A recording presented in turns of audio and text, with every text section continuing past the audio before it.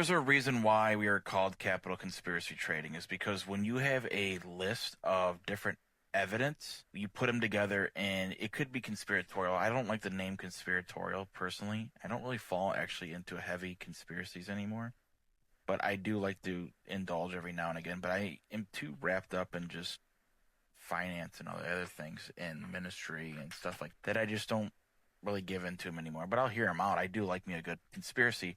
But let's put some things together. What makes a good merger play? What can I look for next time to be able to look at the different clues of how it's going to be benefiting me, of how I'm going to play it? So we noticed on last Friday and today that there was buying picked up. So if you're wondering how I'm able to, because I told you guys over and over and over again that I do this for a living. Subscribe to the YouTube to find more plays that I'm finding that I'm doing due diligence on, and that come to the Discord as 1099, and you're going to make a lot of money there. And I think just because I was on fire today, I've alerted 17 plays, probably 11 of them were scalps, and I think I maybe missed 2.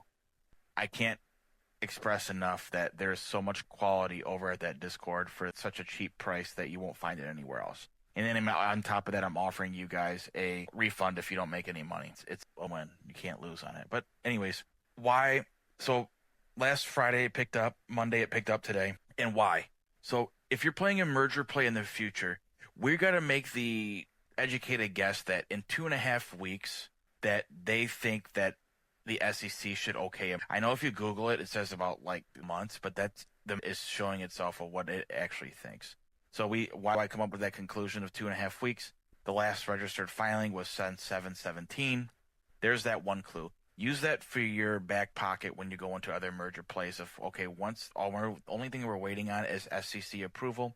If you haven't made, say you're scalping it, or say you're swinging it, and you keep on buying and selling until actual almost date of the merger completion, then I would make sure you look around 2 weeks in and make another buy. You can keep adding to your order, right? I mean, you have like 800, buy another 200 right before 2 weeks comes on, and then bam, you can just keep on flipping, making more money on it. It doesn't have to be, you don't have to think old school. Think about the ways to make money now, and look at a guy like me, right? I do this for a living. I have to. I have things. I want to have a life, so I have to constantly grind in order for that to happen. So I think of ways, well, I was this, and I was only making X amount. I was not holding as long as I could. I was skimping out on profits. Just this one play, for example, today I alerted was Verb, right? I alerted Verb at $15. It ran to like $26. And I was thinking to myself, it had 900K float, which is a guy I like to play, those 900K floats. And I undercut myself. Why? Because I like playing it safe. But so what is safe for SYTA, but also it's profit taking?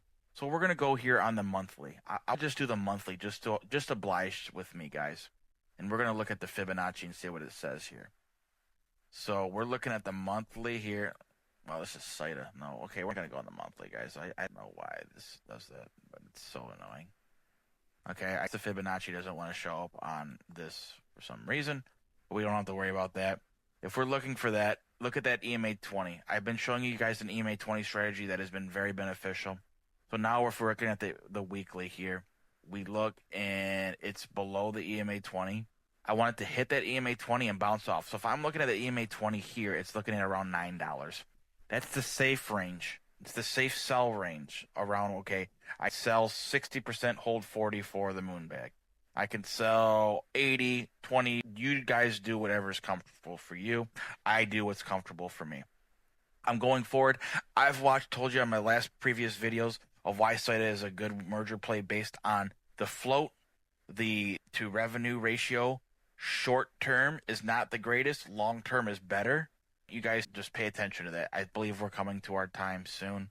Like I said, sub to the YouTube. It shows a lot of love. You come over to the Discord, and you can just see on the free chat of other customers and what they're saying. They're saying, wow, I've made so much money here. Love you guys. Let's play this play right.